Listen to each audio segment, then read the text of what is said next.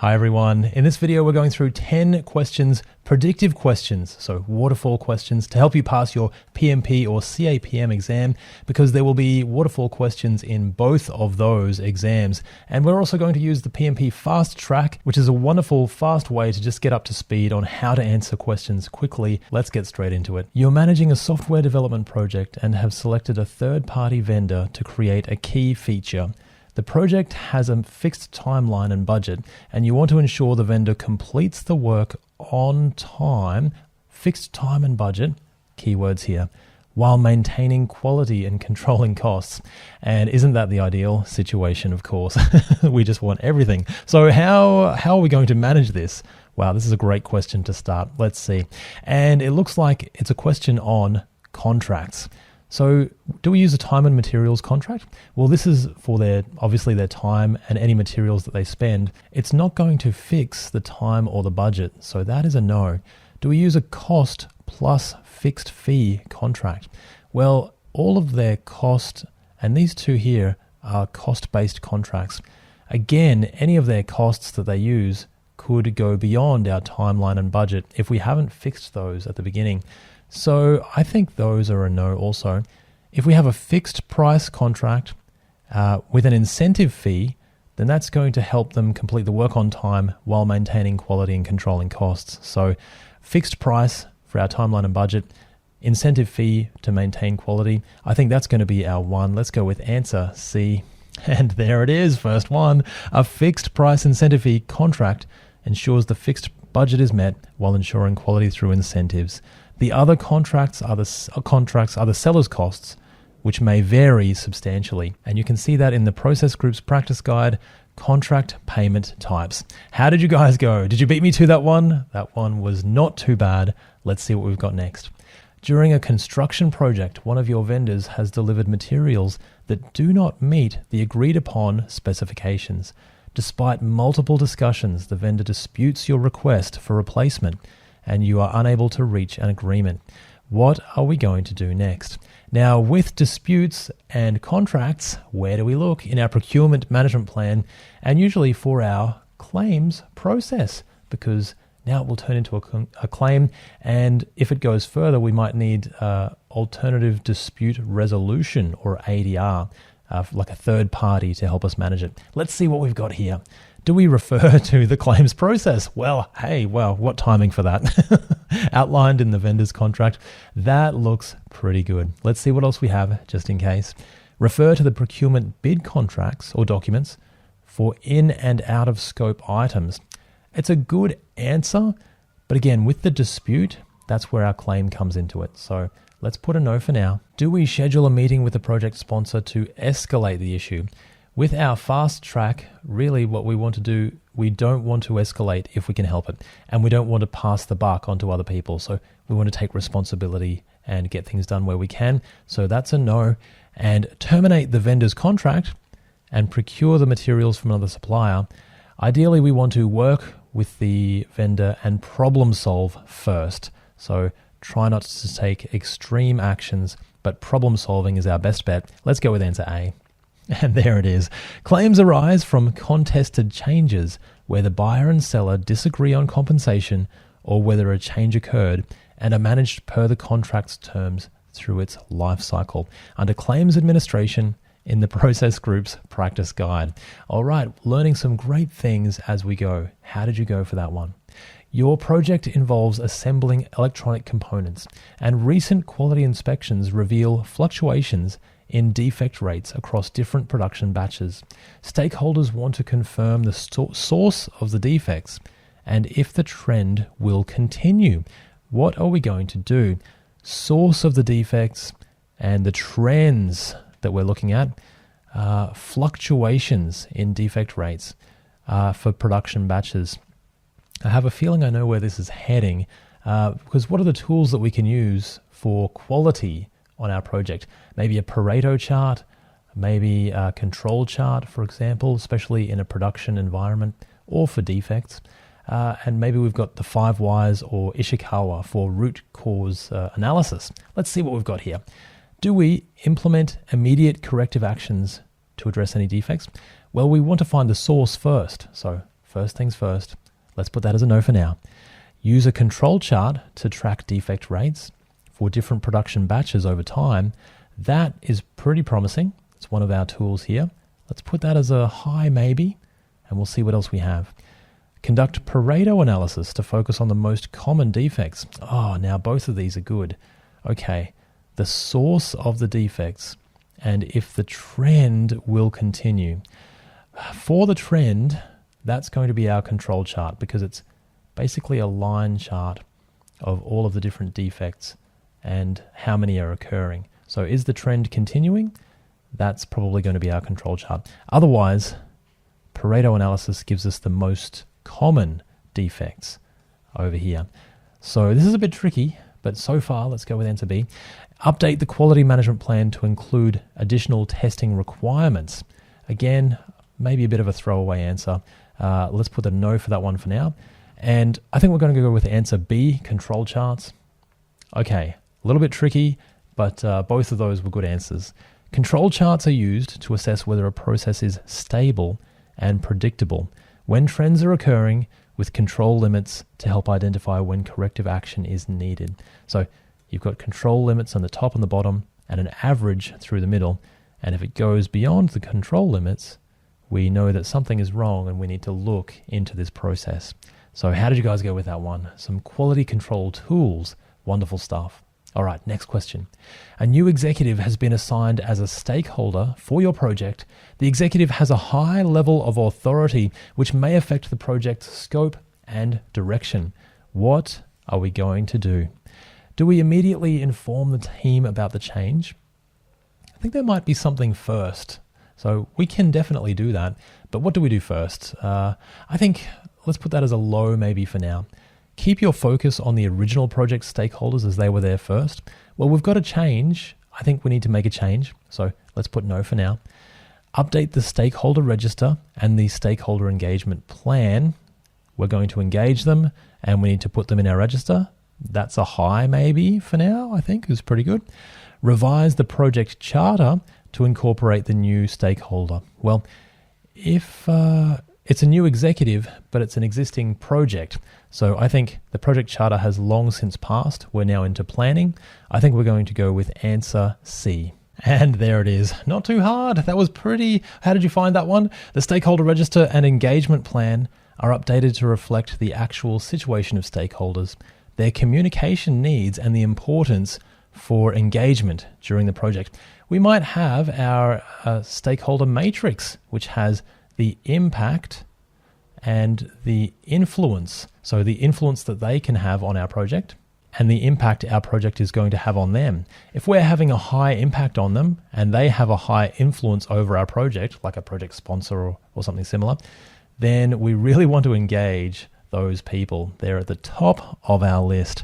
Process Groups Practice Guide, the Stakeholder Register. How did you go? All right, let's see what we've got next. A key supplier has informed you that they can no longer meet the previously agreed upon delivery date for a critical component. Okay, potentially on the critical path maybe? Potentially delaying the project. It's not a breach of contract, okay, but you realize it needs to be escalated as there are several further options beyond your control. What will you review first? Okay, let's have a quick look here. It's not a breach of contract, so we could look at procurement or suppliers or contracts, but it's not a breach of the contract yet. We do realize that it needs to be escalated, and we do realize it's a critical component. So is there something to do with the schedule or something to do with escalation points? Let's have a look. Your scope management plan. Okay, and we're looking at all of the plans here. Do we look at the scope management plan? Mostly for our scope process. So what's in scope, what's out of scope? I don't think that one is the best answer just yet. The procurement management plan, potentially for claims or the procurement process, maybe for escalation points, but it's not a breach of contract. So I think that's a no for now. The project's change management plan, we don't have to make a change just yet. So it hasn't impacted. It's potentially delaying the project, but we don't know. So we don't need to make a change just yet. When we do, we can review the change management plan. Resource management plan, This is going to give us our roles and responsibilities, so I think we're going to go with that. Let's have a look. Answer D, fantastic. The resource management plan holds our roles and responsibilities, including the authority needed for certain decisions.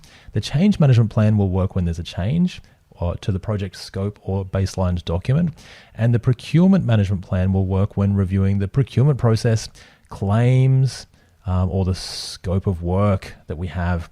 Page 228 in the process group's practice guide, the resource management plan. How did you go with that one? That was pretty good, not too bad. Let's see what we have next. A project manager implemented an approved risk response plan to address a significant risk, but instead of mitigating it, the change actually caused delays and increased costs. The project team has resolved the immediate impact, but stakeholders are concerned about preventing a similar situation in future projects. What are we going to do? Okay, so we had a risk, we tried to solve it, but it actually made it worse, and we want to avoid this from happening in the future. Wow, there's a lot going on here. Let's see what options we have. Update the risk register to include new details of the risk. Now, that's actually a pretty good idea. So we do want to update the risk register with all those new details to help it, to stop it from happening on future projects. Let's put that one as a high maybe. Do we revise the response strategies for all risks? Well, that would be overkill, so let's put a no for that. Inform stakeholders that the issue has been resolved so that they are aware of it in the future. I think we need something to be documented really so that even if we leave the project, then it's still there for future lessons. So let's put a no and ensure one project team member takes responsibility for delay. Well, that's not a great option either. Again, we need that information to be available for everyone, not dependent on one person if they leave. So just through elimination, I think that's given us back to answer A. Let's go with that one. And there it is.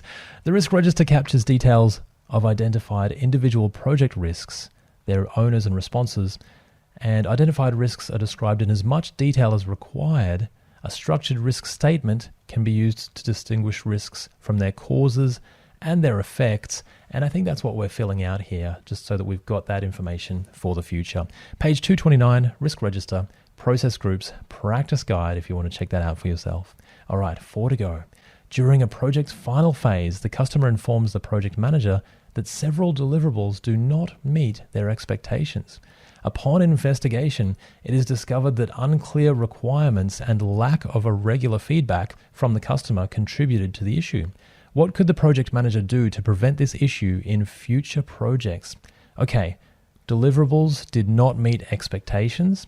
We had unclear requirements. Here are our key words here, and lack of regular feedback. So what are we going to do? Let's see what our options are.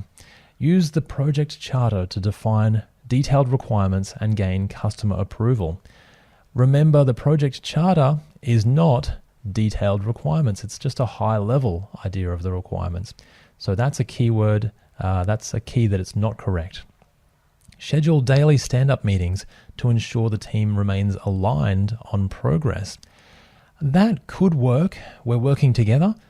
Daily stand-up meetings. Does that solve our requirements specifically? Not really. So let's put that as a low maybe for now. It's okay. Conduct regular sprint reviews to gather customer feedback on deliverables. Well, our sprint reviews, even though this is a waterfall process, we can implement this and make it a hybrid process, but that's going to give us that customer feedback on deliverables. And a sprint review is a review of the actual things that we've created. So if we've created a feature, then we can have the customer come in and we can demonstrate that for the customer or the stakeholders. That's a high maybe. I don't like the agile aspect, but that's a high maybe for now. Do we develop a detailed change control process to address future customer concerns? Well, does that give us our feedback? It only helps us if they make a change for a change control. So that's a no. So we haven't got any really great choices here, but out of all of them, I think we'll go with the high maybe. And that would be answer C, sprint reviews, feedback, and that has come good. So that's good. Let's see the reason why. A sprint review is held at the end of a sprint to demonstrate the work. we can add this way of working to a predictive project to make it a hybrid approach, and that's going to give us the feedback that we need. Under Meetings and Events in the PMP Guide 7th edition, page 179, if you want to check that out for yourself. All right, that was a little bit trickier, but we did get there, and we need to know what all of these things do on our project. You have joined a new organization as a project manager where the team members on the last project had misunderstandings of the project's success criteria, leading to inconsistent deliverables and rework. Okay, so we're reviewing the lessons learned, maybe going through the previous project. You would like to avoid this issue on your upcoming project. What will you do? Let's have a look. Do we review the project charter with the team and conduct a project kickoff meeting? So this is for our next project. That sounds pretty good, actually. Project charter has the high-level deliverables. It does have the success criteria in it as well. What does success look like? What are we aiming for? I think that's actually pretty good. Let's see what else we have just in case.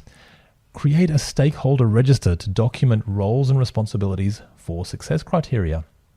Now that sounds okay, but I think that's a bit of a red herring, that one. It's trying to throw us off. Success criteria, roles and responsibilities, is that the best option? Really, to start our project off on the right foot, I think is still our best option for now. Use daily stand-up meetings to clarify team progress and address misunderstandings. That's also a good option. So we do want to do that on our project, but is that going to help with this is our key word here, success criteria. And we want to be able to pull those keywords out when we're reading our project questions or PMP questions so that we know what we're trying to solve, know the problem that we're trying to solve. Last one, develop a detailed project schedule to ensure all tasks are completed on time.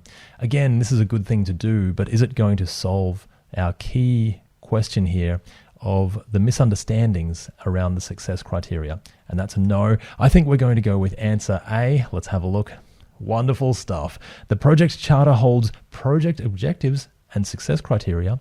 The purpose of the project kickoff meeting is to communicate the objectives of the project, gain the commitment of the team for the project, and explain the roles and responsibilities of each stakeholder. So that fits pretty well. In the Process Group's Practice Guide, page 222, Project Charter, and 179 in the PMP Guide 7th edition for the kickoff meeting. That one wasn't too bad. Let's see what we have next. You're managing a project with stakeholders across multiple departments. Stakeholders have expressed they're overwhelmed by the volume of project emails and not all the information is relevant to them. Oh, now this one could be pretty easy. Let's have a look. What are we going to do?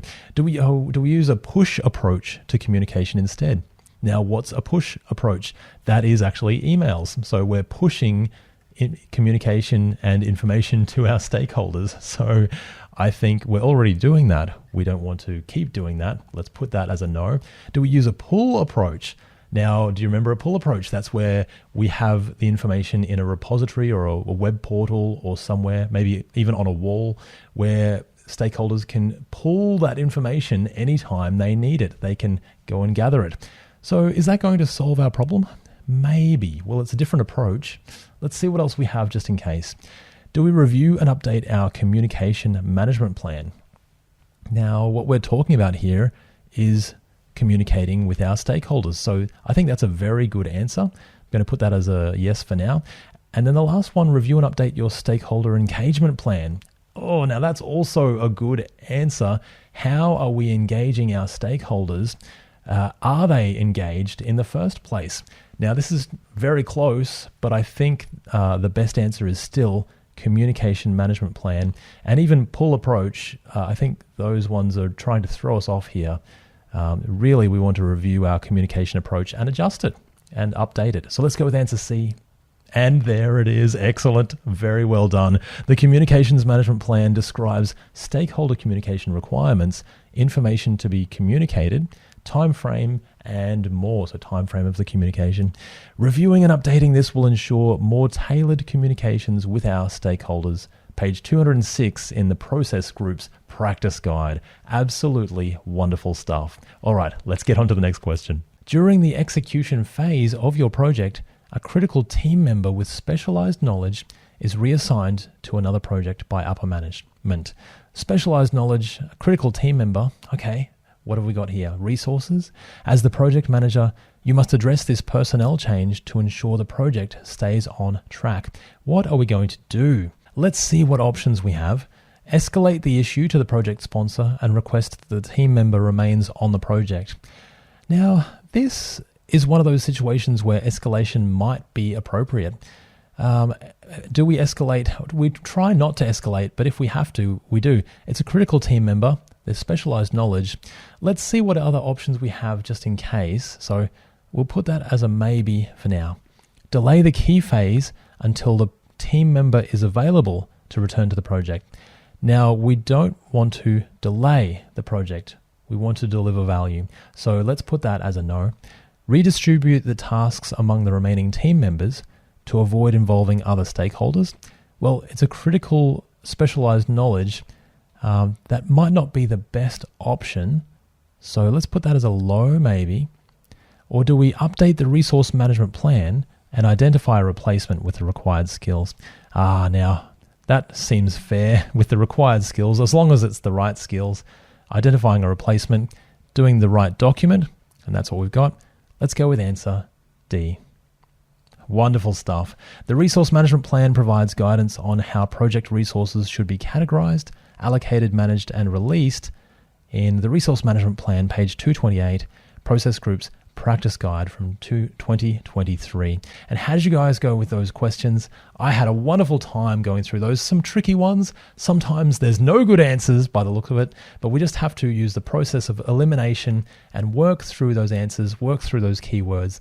And doing that will help you with your CAPM or PMP exam. I truly believe that you can pass, and I also believe that you're doing the right thing, because project management is the best skill to have in the work environment today. You've done an amazing job. I'll see you in the next video. Bye for now.